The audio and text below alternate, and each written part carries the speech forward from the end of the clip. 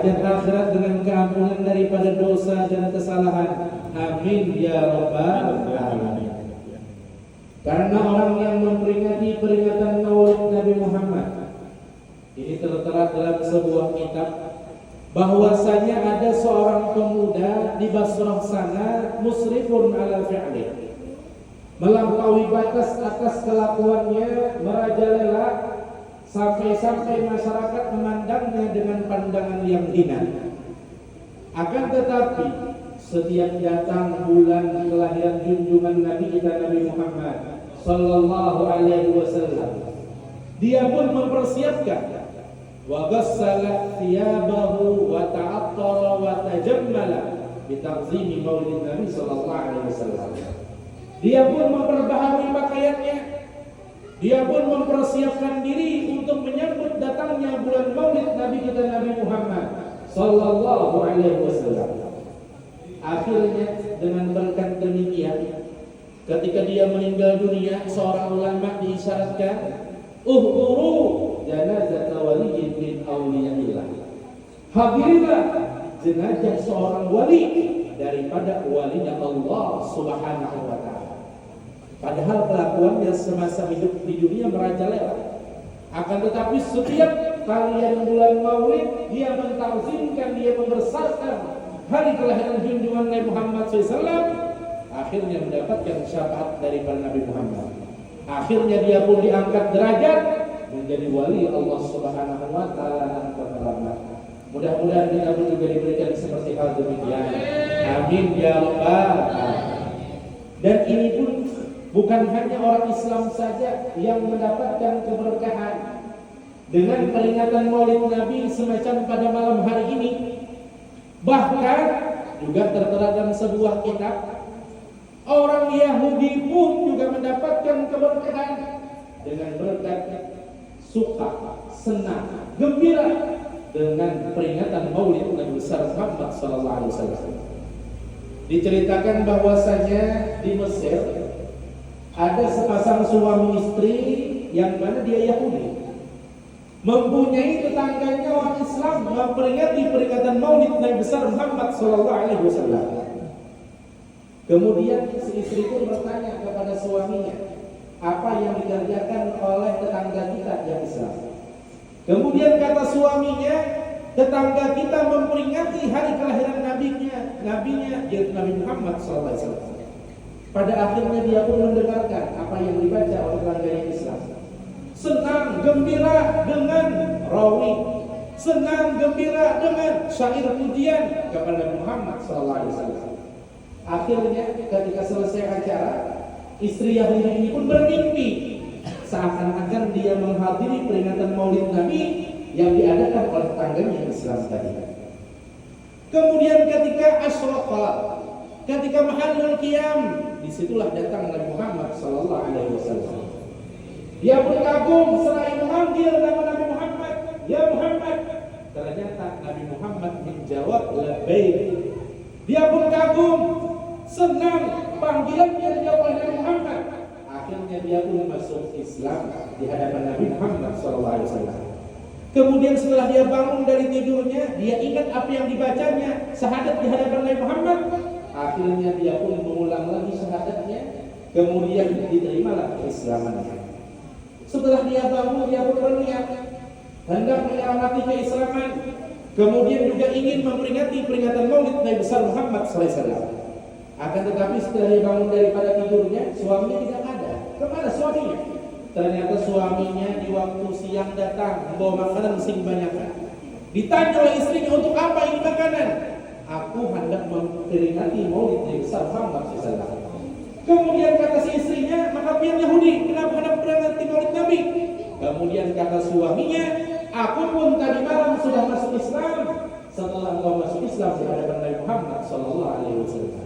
Akhirnya sepasang suami istri yang Yahudi dengan berkat gembira mendengarkan Maulid Nabi dapat hidayah masuk Islam di hadapan Nabi Muhammad sallallahu alaihi wasallam. Mudah-mudahan kita berada mendapatkan hidayah daripada Allah Subhanahu wa taala. Amin ya rabbal alamin. Kemudian shalawat yang kita baca, imma shalawat saja yang dibaca oleh rombongan Maulid tadi wa imma salawat yang kita baca setiap hari dengan untayan salawat sallallahu alaihi wasallam Muhammad, ini akan bakalan memberikan syafaat pada hari kiamat. Di antaranya diceritakan juga oleh Imam Al-Ghazwini rahimahullahu ta'ala, yang mana cerita ini pun diceritakan oleh muridnya siapa? Ialah Imam Shibli rahimahullahu ta'ala, bahwasanya ada juga ceritanya seseorang yang meninggal dunia. Ternyata tetangganya ini bermimpi setelah seseorang yang di sebelah rumahnya meninggal dunia, tetangganya bermimpi bahwasanya tetangganya baru meninggal itu tadi susah menjawab pertanyaan munkar dan nakir. Biasanya kan pertanyaan munkar dan nakir, marabbuka, susah dia menjawabnya. Ini cuma pernyataan bagi orang yang sudah meninggal dunia. Tapi ada satu pernyataan bagi orang yang hidup, bunyinya kayak marabbuka dua. Ialah pernyataan seorang suami yang hendak di waktu malam dengan istri. Kemudian kata suaminya, "Ma rabbuka." Ma rabbuka. Tapi ini lain. Jadi susah menjawab pertanyaan munkar nakir. Akhirnya datang juga malaikat yang mengajarkan dia jawaban daripada pertanyaan munkar dan nakir. Akhirnya dia mudah menjawab. Ditanya, "Dari mana engkau?" "Saya dijadikan dari berkat." Dia berselawat kepada Nabi Muhammad SAW. Dia mudah berselawat kepada Muhammad, pada akhirnya mudah juga menjawab pertanyaan daripada munkar dan nakir. Mudah kita selamatan barat. Selamat dunia, kemudian panjang umur, selamat dalam kubur, selamat dunia akhirat barat. Amin ya rabbal. Ya macam-macam orang di kubur. Ada yang di kuburan sekali malam kuburannya menyanyi ulang bedang-bedan. Jadi orang sok hidup-hidupnya kakak hidup bedang-bedan. Sekali besoknya kuburan ini dibongkar ulang, sekalinya radio tukang gali kubur ketinggalan. Beserta lagu orang bedang-bedan. Ada juga pulang dirasakan kelakuan anak nang kuitan imbah di kubur, sekalinya terberikit. Anak dipindah kuburannya kadang awak karena terberikit. Kenapa? Sampai kuitannya terberikit dalam kuburnya, sekalinya dirasakan kelakuan anak di dunia, tertuju alempok. Akhirnya kuitan tempat Tuhan terberikit dalam kuburnya. Mudah-mudahan kita selamat dunia, selamat dalam kubur berdatangan. Panjang umur. Amin ya rabbal. Hadirin hadirat muslimin muslimat rahimakumullah. Kemudian shalawat yang kita baca ini sebenarnya tidak diperlukan oleh Nabi Muhammad. Karena apa? Karena cukuplah shalawat Allah dan shalawat para malaikat yang meninggikan derajat Nabi Muhammad. Derajat Nabi Muhammad sudah tinggi, luar biasa, dengan shalawat Allah dan shalawat para malaikat. Akan tetapi shalawat yang kita baca ini adalah tanda tasyakkur, terima kasih kepada Nabi Muhammad karena kita dijadikan sebagai umat Nabi Muhammad. Shallu ala Nabi Muhammad. Kemudian shalawat yang kita baca ternyata fadilatnya kembalinya kepada kita. Apa fadilatnya? Di antaranya yang pertama ialah liqabulil hajat, untuk mengabulkan segala hajat dan permintaan keinginan kita, maka hendaklah melalui perantara shalawat kepada Nabi kita. Maka tidak tersalah suatu ungkapan, ingin punya kendaraan shalawatin dulu, ingin punya mobil shalawatin dulu, ingin punya rumah shalawatin dulu, ingin bini orang hijiki dulu. Jangan. Artinya apa saja keinginan kita hendaklah dibarengi dengan shalawat kepada Nabi kita Nabi Muhammad sallallahu alaihi wasallam. Liqabulil hajat, untuk mengabulkan segala hajat. Yang kedua, shalawat yang kita baca fadilatnya kembalinya kepada kita li syifail amrad, untuk menyembuhkan daripada segala macam penyakit kita. Makanya apabila kita menghadiri majelis maulid seperti pada malam hari ini, majelis burda, majelis dalail, majelis salawat kepada Nabi Muhammad, maka hendaklah taruh makanan, taruh minuman, atau makanan yang bakal nantinya dijamukan, walaupun plastik, tidak apa-apa, walaupun tertutup, tidak apa-apa, karena dijamukan setelah peringatan Maulid Nabi, maka makanannya, minumannya menjadi obat. Dikatakan oleh Imam Ibnu Hajar Al-Haytami, makanan minuman yang dibacakan salawat kepada Nabi, dakhala fi qalbihi alfanurin wa rahmah, akan masuk pada dirinya 1000 nur dan 1000 rahmat, dari Allah Subhanahu wa taala yang menyebabkan orang ini rajin ibadah. Yang menyebabkan orang ini akan dihilangkan segala macam penyakitnya oleh Allah Subhanahu wa taala. Mudah-mudahan penyakit kita beratan hilangan, diberikan sehat dan afiat beratan. Amin ya rabbal. Makanya mulia kita hendak mensyukuri nikmat sehat, Bapak Ibu sekalian, maka hendaklah rancak-rancak ke rumah sakit. Melihat orang yang sakit macam-macam penyakit, terjungkang, terberangkang, kita masih diberikan sehat, alhamdulillah. Kemudian hendak mensyukuri nikmat rupa, dijadikan sebagai manusia, maka rancak-rancak ke kebun binatang. Melihat bakantan, gabungan seorang pada bakantan. Melihat buaya, gagas seorang pada buaya. Meskipun kelakuan kurang lebih kayak buaya. Tapi di situ kita kalau mensyukuri nikmat rupa, dijadikan sebagai manusia, alhamdulillah. Kemudian yang ketiga, cara mensyukuri nikmat hidup panjang umur, rancak-rancak bayalang ke kuburan. Bapak ke kuburan, main dongka, melempok apa kelayangan enggak? Kada, tapi kita mengingatkan tudzakkirukumul akhirah, mengingatkan akan hari akhirat, sehingga kita dapat mensyukuri nikmat panjang umur, nikmat hidup yang diberikan oleh Allah Subhanahu wa taala. Mudah-mudahan panjang umur berada dalam taat ibadah dalam keadaan sehat walafiat. Amin ya rabbal. Yang ketiga, fadilat salawat yang kita baca kembali kepada kita litaisirul umur, supaya memudahkan daripada segala urusan kita. Pernah seorang ibu-ibu jamaah pengajian kami datang kemudian menceritakan bahwasanya anaknya hendak melamar gawian. Ternyata wawancaranya itu di minggu yang akan datang. Kemudian sebelum wawancara gawian, nang mendaftar ini harap 100-an. Nang diterima cuman bertiganya. Kemudian datang waduh, kemudian minta bacakan sholawat. Sholawat apa? Sholawat kamilah. Berapa banyaknya? 4.444. 4. Tembakan ke buntut. Soalnya kena. Jangan. Artinya sholawat kamilah dibaca 4.444. Ternyata setelah diminumkan, ternyata setelah dilapiakan ke muka, kemudian dimandikan supaya orang malas kasihan ketika wawancara, dan kemudian pengumuman diterima gawian dari 100 orang, ternyata di antara yang ketiga salah satunya adalah anak ibu-ibu yang kita bangun tadi. Berkat apa? Berkat sholawat yang kita baca, ternyata litaisir umur, memudahkan segala urusan. Nah, bagus kita amalkan sholawat kamilah 4.444.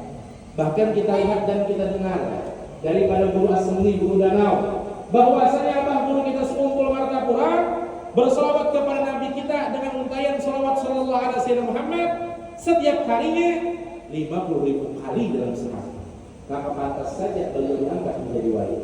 Kontak batin kepada Rasulullah, akhirnya semua manusia, semua umat kontak juga kepada beliau. Ketika haulnya jutaan orang yang menghadirinya. Ini luar biasa. Berkat salawat yang dibaca kepada Muhammad sallallahu alaihi wasallam. Kemudian fadilat yang keempat daripada salawat yang kita baca yang kembali kepada kita ialah bisyarhis sudur, supaya tenang hati dan pikiran kita. Makanya kalau kita tidak tenang hati, tidak tenang pikiran, datanglah ke majelis salawat, datanglah ke majelis maulid, datanglah ke majelis yang di dalamnya memuji kepada Muhammad sallallahu alaihi wasallam. Shallu ala Nabi Muhammad. Maka hikmah daripada peringatan Maulid Nabi yang pertama, banyaki sholawat kepada Nabi Muhammad dengan untayan sholawat sebagaimana dikatakan sholawat Jibril sallallahu alaihi sayyidina Muhammad. Mudah-mudahan kita sebenarnya menjadi ahli sholawat. Amin ya rabbal alamin. Yang kedua, hikmah daripada peringatan Maulid Nabi kita, hendaklah kita amalkan sunnah Nabi Muhammad. Apa sunnah Nabi Muhammad? Di antaranya dalam keseharian kita. Mau makan, mau minum, sunnah Nabi Muhammad, makan kanan, sunnah Nabi Muhammad, baca basmalah. Kemudian Allahumma barik lana. Setelah makan, alhamdulillah, alhamdulillah dari amanah. Kemudian ketika kita mau masuk ke dalam langgar musola masjid di sana tempat mulia, keluarnya di kiri, ke tempat yang hina seperti Baitul Khala atas batis kiri, kemudian keluarnya batis kanan. Maka keluar kotoran kita berbarengan dengan penyakit-penyakit kita. Ini amal dan sunnah Nabi kita. Atau sunnah Nabi Muhammad setiap seminggu sekali, di antaranya di hari Jumat. Maka perlu kita amalkan mandi sunnah hari Jumat. Yang mana mandi kebiasaan itu kan berpahala, cuma membersihkan badan tubuh kita. Akan tetapi jikalau mandi hari Jumat disertai dengan niat, maka yang asalnya kan berpahala dengan berkat kita mengamalkan sunnah Nabi Muhammad. Apa niatnya? Nawaitul ghusla yaumil jumu'ati sunnatan lillahi ta'ala. Sengaja aku mandi hari Jumat 2 rakaat ada berat jadi makmum Allah Ta'ala. Saya berjamaah mandinya. Sengaja aku mandi sunat Jumat karena Allah Ta'ala, atau sengaja aku mandi hari Jumat sunnah karena Allah Ta'ala, maka dapat pahala. Ini kadang mandi sambil bernyanyi, basah seluruh tubuh basnah. Tapi ada juga mandi yang kadang bola basah. Mandi apa? Mandi bola. Itu kan bola basah. Tapi mandi bola ada perlu berniat. Kalau pin menyuruh anak dia kasih mandi bola, jangan beringat berniat. Apa dia coba? Sekanjir abahnya, sahaja aku mandi bola 10.000 rupiah sepuasnya karena alum lalala. Itu lain. Jadi yang perlu kita berniat ialah ketika mandi hari Jumat. Hadirin hadirat muslimin muslimat rahimakumullah. Kemudian Nabi kita Nabi Muhammad sallallahu alaihi wasallam memperingati maulidnya pada hari ini. Peringati maulidnya pada hari Isnin yang akan datang. Di tepat hari Isnin yang akan datang adalah 12 Rabiul Awal. Maka hendaklah kita menyambut kelahiran Nabi kita Nabi Muhammad.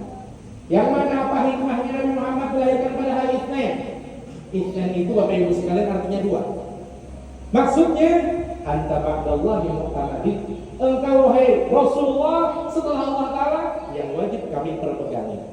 Nabi kita ada orang yang kedua setelah Allah Ta'ala yang wajib kita perpegangi. Makanya menjadi hendak meminta kepada Allah supaya doa kita dikabulkan oleh Allah, maka hendaklah lewat antara Nabi kita Nabi Muhammad sallallahu alaihi wasallam. Dilahirkan pada bulan Rabiul Awal, arti Rabi artinya musim semi. Maksudnya kita bersemi kepada Nabi Muhammad. Cinta kita mendalam kepada Nabi Muhammad. Kemudian Nabi kita Nabi Muhammad ketika dilahirkan, sebelum dilahirkan itu nur Nabi Muhammad sudah ada di permukaan bumi sebelum dijadikannya alam semesta. Bahkan kata Allah dalam hadis qudsi, laulaka ya Muhammad ma khalaqtul aflaq. Seandainya bukan karena engkau wahai Muhammad, niscaya tidak menjadikan alam semesta. Maka adanya kita dengan berkat adanya Nabi Muhammad. Ibadah kita ini ibadah Nabi Muhammad. Ketika kita menyumbang suatu acara, lain kepemurahan kita, melainkan kepemurahan Nabi Muhammad. Maka semua amal ibadah yang disandarkan kepada Muhammad pasti diterima oleh Allah Subhanahu wa taala karena kita menyandarkannya kepada Muhammad sallallahu alaihi wasallam. Kemudian lagi ketika Aminah mengandung Nabi kita Muhammad, pada bulan pertama Aminah dielani oleh Nabi Adam. Bulan kedua Nabi Sif, duriat Nabi Adam. Ketiga Nabi Idris, keempat Nabi Nuh, kelima Nabi Hud, bulan keenam adalah Nabi Ibrahim, bulan ketujuh yang melalui Nabi Ismail, bulan ke-8 adalah Nabi Musa bin Imran, bulan ke-9 adalah Nabi Isa alaihi salatu wassalam. Semuanya mengucapkan busrak ya Aminata radha wa idza wada'ti ya Aminata tasmihi Muhammadan. Beruntung kau hai Aminah bakalan melahirkan seorang anak yang dipuji di langit dan di bumi. Seandainya nanti lahir anakmu ini, maka namailah Muhammad. Maka bagus. Punya ada anak lakian ngarani Muhammad, punya bebinian Muhammadiyah. Anak lelakian Ahmad, punya bebinian Ahmadiyah. Anak lelakian Wahab, punya bebinian Wahabiyah. Harap masjidnya mudah-mudahan bisa diberikan anak-anak yang soleh dan solehah. Amin ya Allah. Kemudian lagi namai anak dengan nama Nabi Muhammad. Nama ulun Muhammad Maulana Al-Rayani. Jujur aja Bang tadi jadi MC berbuat haji karena tahun tadi baru naik haji. Mudah-mudahan beratan naik haji. Maka ini naik haji lawas sehari ada yang sampai 30 tahun. Kemudian haji plus 5 tahun atau 7 tahun. Kemudian lagi haji furoda itu 1 tahun. Ada yang paling semumat.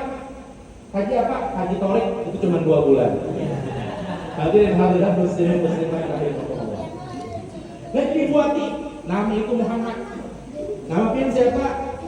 Muhammad. Nama anaknya kan Muhammad juga, tapi bertambah juga aja Muhammad. Apa tambahannya? Muhammad Rasulullah juga. Jangan. Tiba-tiba anaknya Muhammad Rasul. Muhammad Rasulullah. Ini Muhammad siapa misalkan? Disandarkan ma'ubidah wa humidah. Sebaik-baik nama yang dimulai dengan Abdul dan dimulai dengan Muhammad ataupun Ahmad. Ada di rumah kita yang namanya Muhammad ataupun Ahmad, maka rumah kita akan dipandang oleh Muhammad Sallallahu Alaihi Wasallam. Kemudian lagi bahwasanya menamai anak ini harus ada artinya, dan kalau bisa ambilan daripada Al-Quran bagus. Ini ada orang pada tahu, jadi ambil dari Al-Quran. Siapa nama anak pian? Fir'aun Pak Aida. Kenapa? Dalam Al-Quran ada. Tapi itu Allah Taala jangan. Jadi harus dipahami. Siapa nama? Nama ulun Tony. Nah panjangnya apa? Ngambil di Quran juga aja Tony itu mah ada. Bilang di Tony di Al-Quran.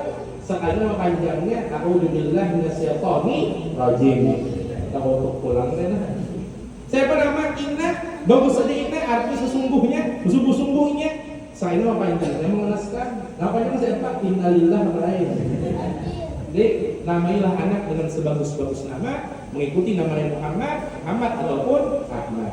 Shallallahu alaihi Nabi Muhammad. Kemudian ketika Nabi Muhammad dalam kandungan 2 bulan, wafatlah ayahnya beliau. Ketika beliau berumur 4 tahun, masa kanak-kanak, wafatlah ibunda beliau. Apa hikmahnya Nabi Muhammad dilahirkan dalam keadaan yatim dan masa kanak-kanak dalam keadaan piatu? Ialah supaya ketika ada mempunyai masalah tidak mengadukannya kepada manusia.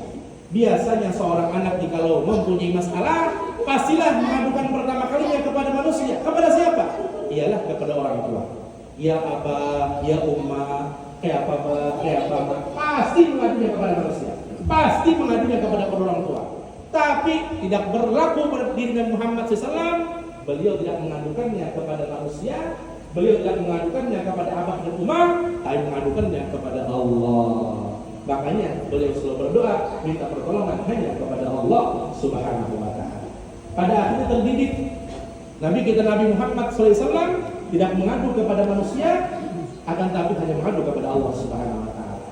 Kemudian ketika beliau berumur 8 tahun, wafatlah kakek beliau yang bernama Abdul Muthalib. Kemudian ketika Nabi Muhammad berumur belasan tahun, Nabi Muhammad profesinya ada pengembala kambing. Apa hikmahnya Nabi Muhammad mengembala kambing?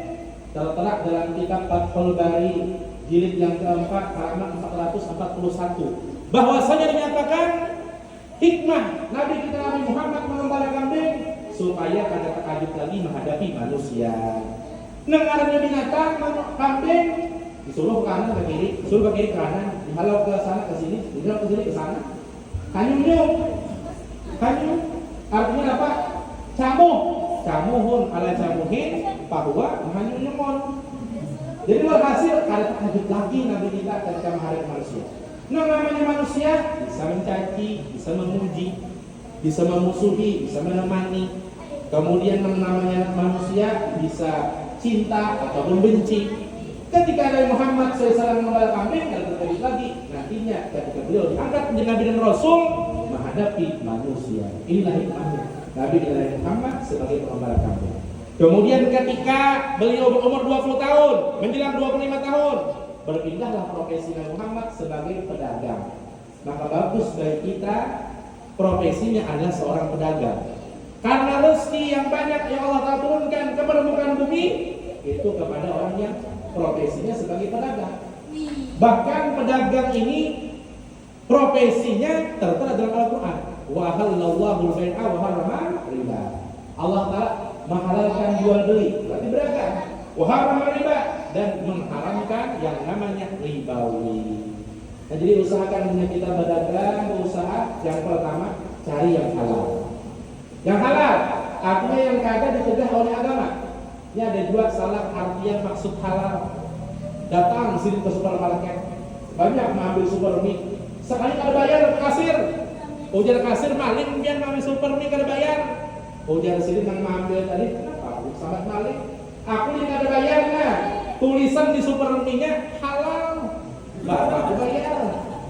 Nah, pada akhirnya mau simpan beli ke rumah superminya. Dimasak di sini superminya, sekalinya menyumpah. Diberi sini pulang supermarketnya, buat supermarket kan berdusta. Ini lihat di gambar sepertinya ada ayam, ada hitam, ada sayurnya. Sekali memasaki ke dada. Lalu dia buat kasirnya, dia nggak bisa membaca. Artinya itu cuma saran penyajian. Mau anak hitam bersayur, bayam, tambahi seorang lain. Jadi yang pertama dari usaha halal. Jinen halal, sabu halal. Meskipun kita kadang mengonsumsi, cuman pengedar, cuman mengantar sebagai ojek, tapi upahannya terbanyak, dan kita pun tahu itu adalah hal haram, maka kita tetap dapat dosanya. Mudah-mudahan rezeki kita halal berkah. Narkoba, artinya api, koba, ubah dalam api neraka. Berubah juga apa di akhirat, tapi dalam api neraka. Wallahu dan halal berkah. Dari usaha nakala. Yang kedua yang kita ketujui, lalu kita mau menghayati, imbah mau menghayati, lalu kita awak menjahidudin. Kenapa? Karena bini hayati namanya jahidudin. Di film jahidudin dan hayati. Nah, jadi yang kita ketujui. Jadi dulu waktu memondok ada kawan, karena pondok Darussalam itu kan bebas saja, boleh HP. Jadi kita ketujui membongkar HP. Dibaikinya, dibongkarnya, dibaikinya, berlawan dengan Darussalam, dibaikinya. Akhirnya sekarang ini mengolah ponsel, yang mana ponselnya itu menyervis HP. Sukses luar biasa dan ponselnya besar di kota pulang. Apa yang disetujui? Lalu mau menghayati. Kemudian yang ketiga, munnya sudah berkah. Kemudian kita mau mengawasi keluarga, tarusakan. Berarti itu adalah usaha yang paling bagus yang sudah dipilihkan Allah Taala untuk kita semua. Mudah-mudahan usaha kita berkah berada.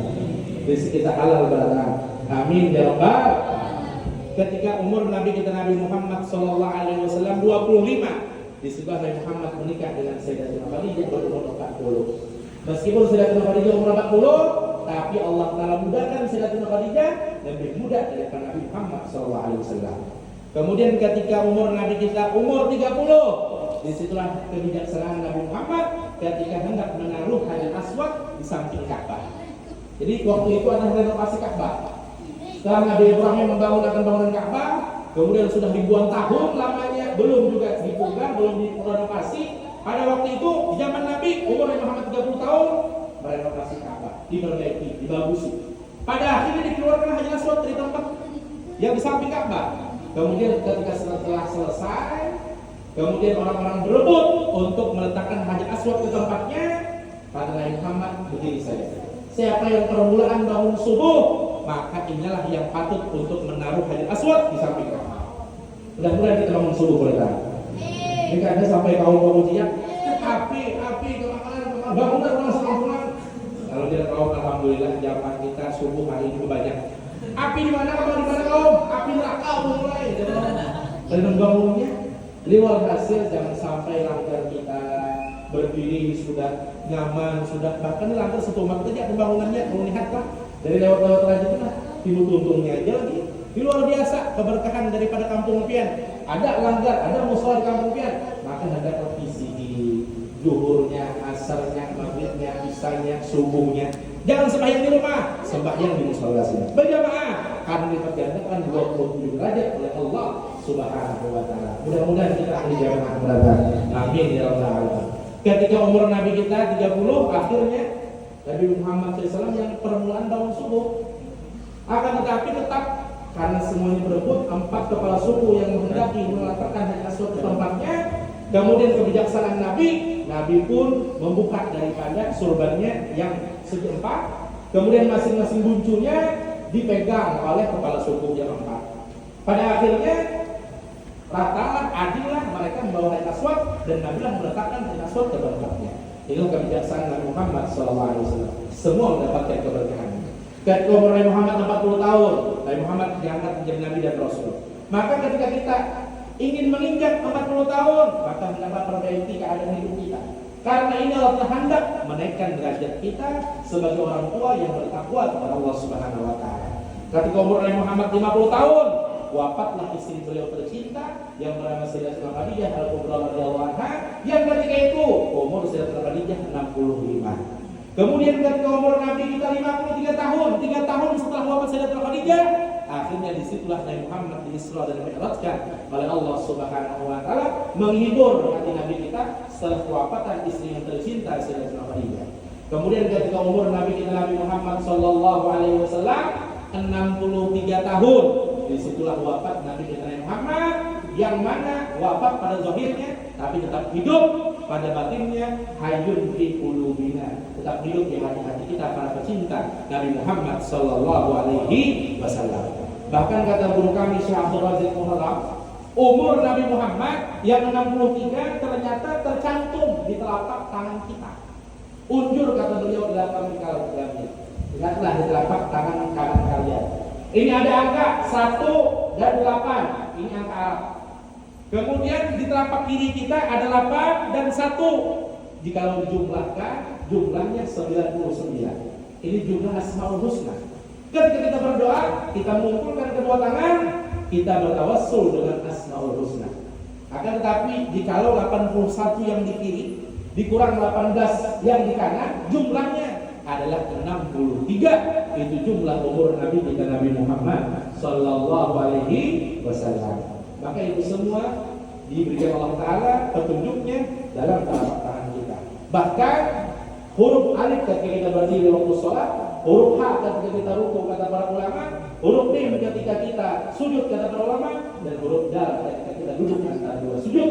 Maka nampaklah di situ nama Nabi kita yang terkenal di langit, ialah Ismuhu Ahmad, yaitu Nabi kita Nabi Muhammad sallallahu alaihi wasallam. Maka kita berdoa mudah-mudahan kita dipanjangkan umur, dalam ibadah kepada Allah, dalam kecintaan kepada Rasulullah, dan mudah-mudahan kita dapat mengamalkan daripada hikmah peringatan Maulid Nabi Muhammad SAW, memperbanyak sholawat, kemudian mengamalkan yang sunnah, dan yang ketiga, yang terakhir, ialah mengikuti akhlak Nabi Muhammad Sallallahu Alaihi Wasallam yang membalas kemutan dengan senyuman, membalas permusuhan dengan pertemanan, membalas hinaan dengan pujian. Ini akhlak Nabi Muhammad. Maka kita lihat di sini para hadirin rahimahumullah, apabila kita berat memaafkan kesalahan manusia, menandakan Allah Ta'ala berat mengampuni dosa kita.